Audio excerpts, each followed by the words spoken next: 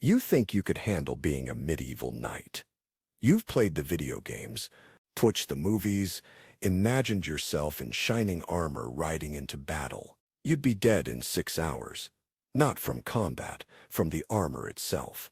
The average suit of plate armor weighed 50–60 pounds and raised your core body temperature 10–15 degrees Fahrenheit.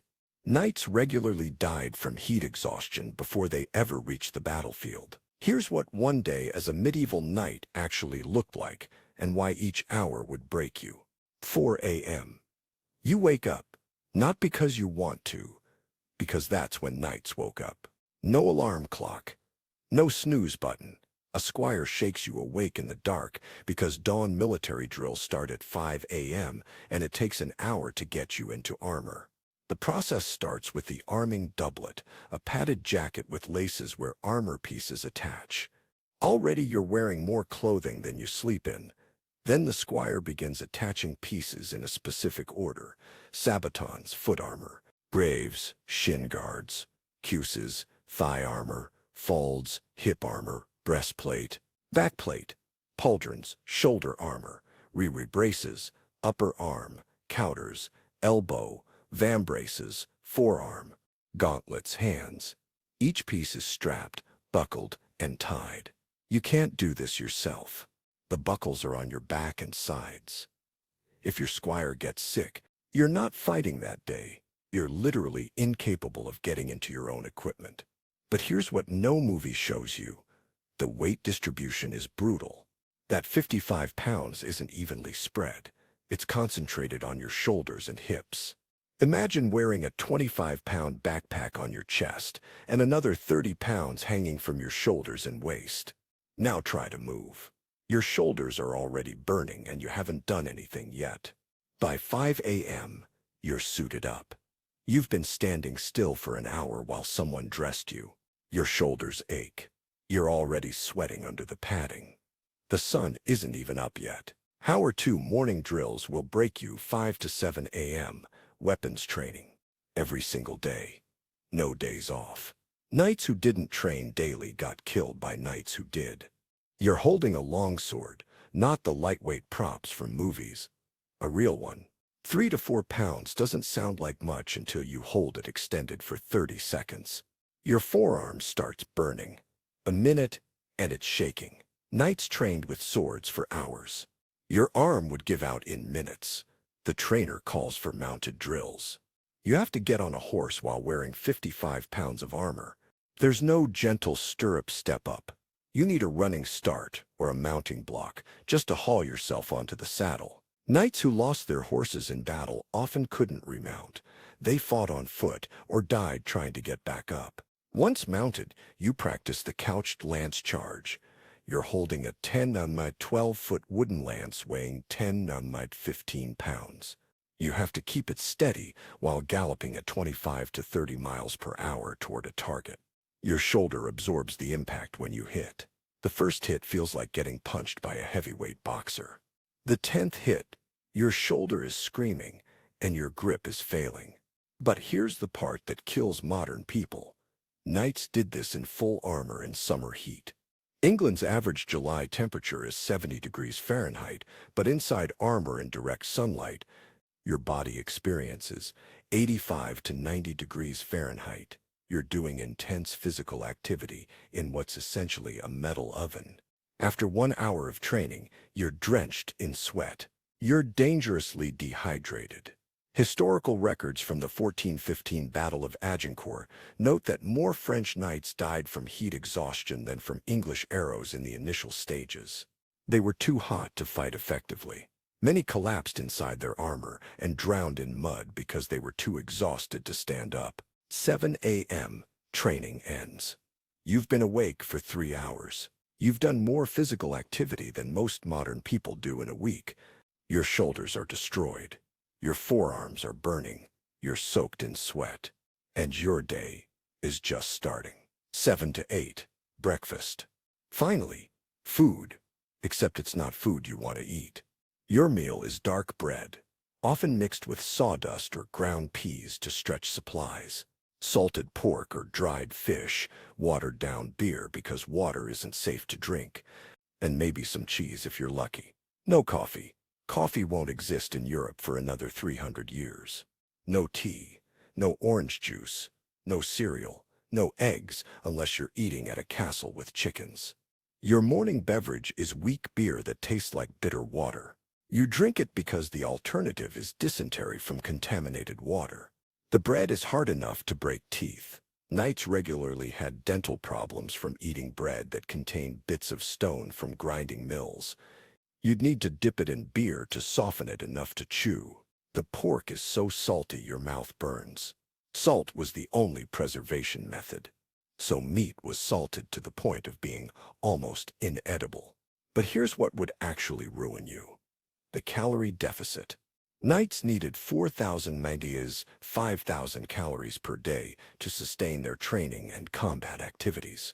You're getting maybe 2,000 night a night, 2,500 from this breakfast. You're going to be hungry all day, every day. Medieval people were significantly smaller than modern humans, partly because of chronic caloric insufficiency. You eat standing up because sitting in armor is uncomfortable. The breastplate digs into your stomach when you bend. Many knights ate most meals standing. Try eating an entire meal, standing up while wearing a weighted vest. Your legs and back will be screaming by the time you finish. 8 o'clock to 10 a.m.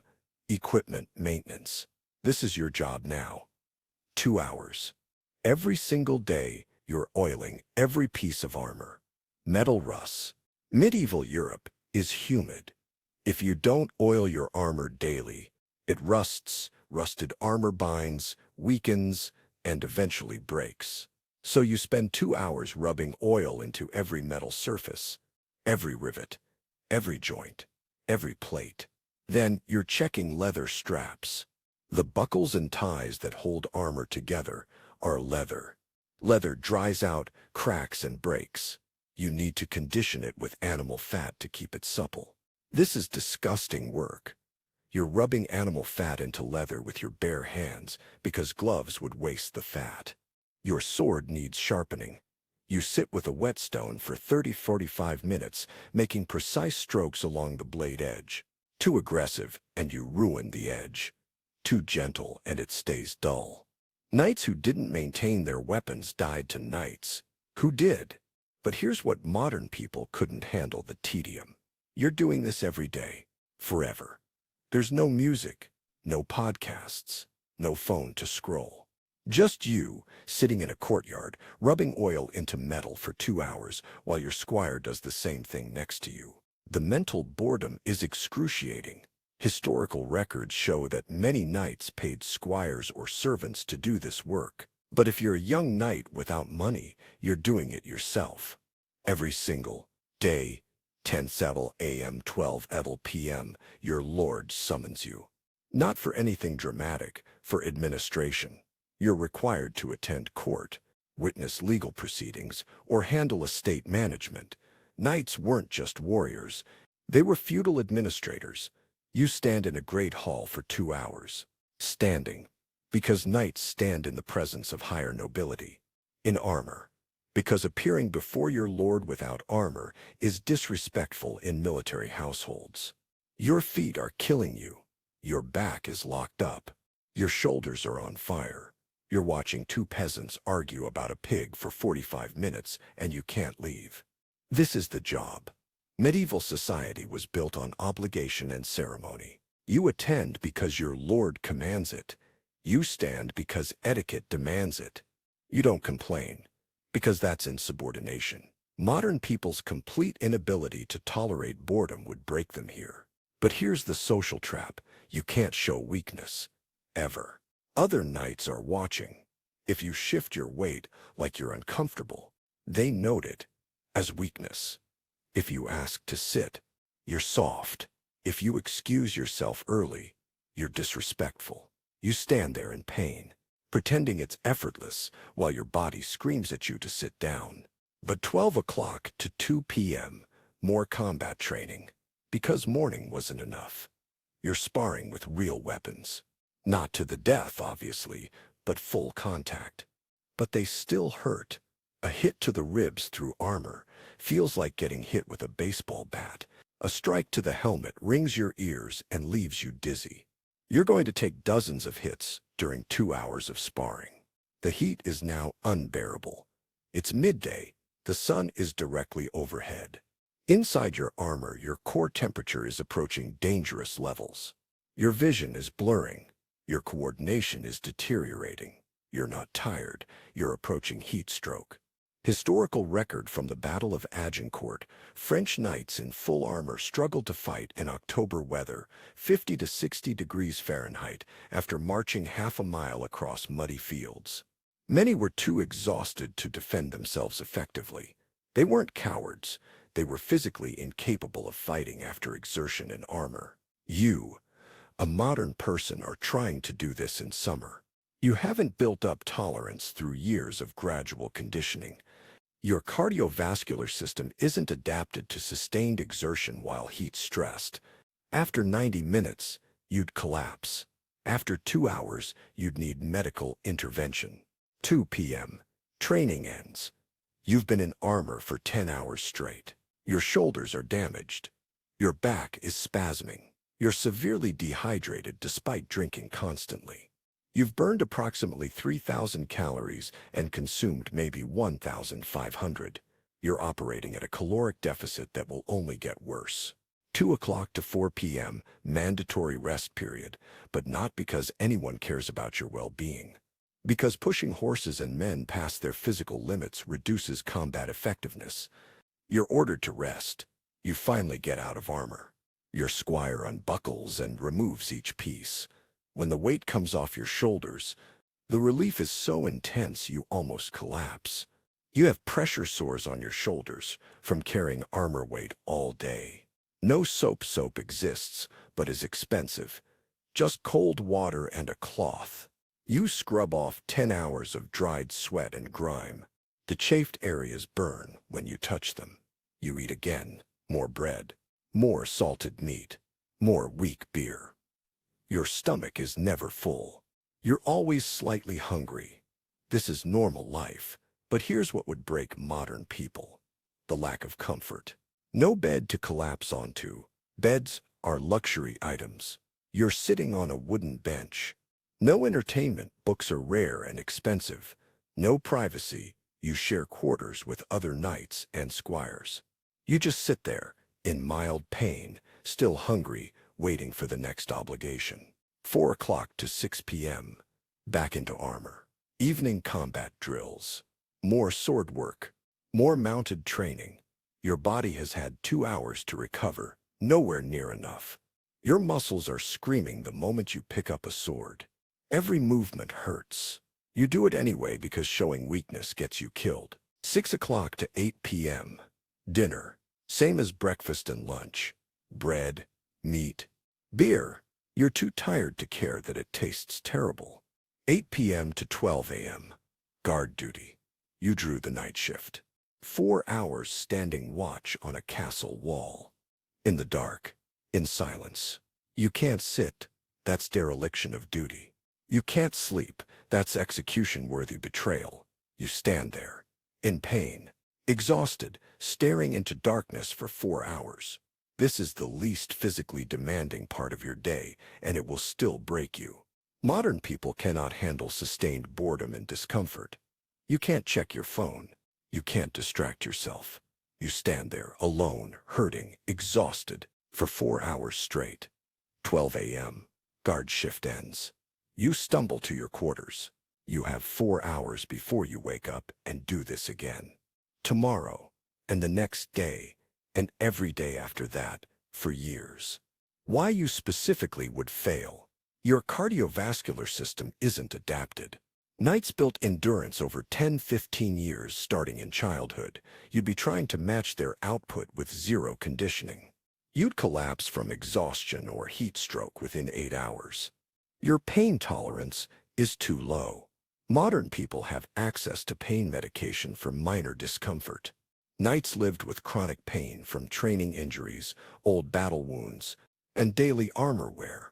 You'd tap out the moment your shoulders started burning in hour 2. Your caloric needs are too high. Modern people are used to eating whenever they're hungry. Knights operated on controlled rations that left them perpetually underfed. You have zero tolerance for boredom. 2 hours of armor maintenance would mentally destroy someone used to constant digital stimulation. 4 hours of guard duty and silence would be psychological torture. You can't handle the social hierarchy. Modern people are used to questioning authority and expressing opinions. Medieval feudalism demanded absolute obedience to your lord. One complaint about conditions would be seen as insubordination. You'd either keep your mouth shut and suffer or speak up and face punishment. The numbers don't lie. Medieval knights started training at age 7. They spent 10-15 years building the strength, endurance, and pain tolerance needed to function in armor. They grew up in a world without modern comfort, so the discomfort was normal to them. They had no comparison to a life with soft beds, climate control, abundant food, and pain medication. You have all those comparisons. Every moment of discomfort would be measured against the comfort you left behind.